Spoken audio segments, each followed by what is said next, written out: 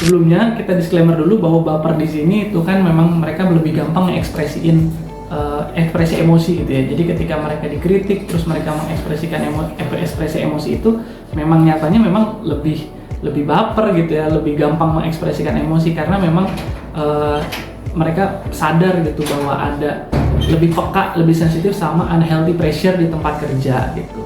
Tapi mungkin dari mereka yang sendiri menganggap bahwa kritik itu tuh serangan personal mereka, serangan ke identitas, bukan sebenarnya buat nge-upgrade dirinya gitu sih.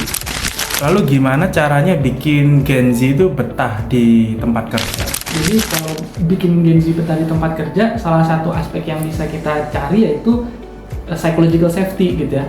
Kita aman gak sih buat ngekspresiin diri kita gitu ya, sebagai Gen Z, terlepas dari konsekuensi negatif yang mungkin muncul gitu ya. Entah itu self image kita, entah mungkin status kita, atau mungkin karir kita ke depan nanti akan terhambat gitu ya.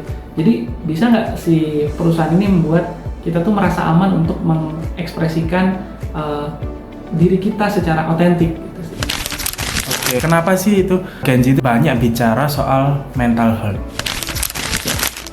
Oke, Gen Z itu sering banget bicara tentang mental health karena memang mereka juga sudah berkembang di medsos gitu ya yang tinggi gitu ya. Akhirnya apa? Literasi mereka tentang mental health itu sudah banyak, tapi literasi ini tidak akan bisa optimal tanpa dibarengi dengan kematangan emosional yang baik gitu.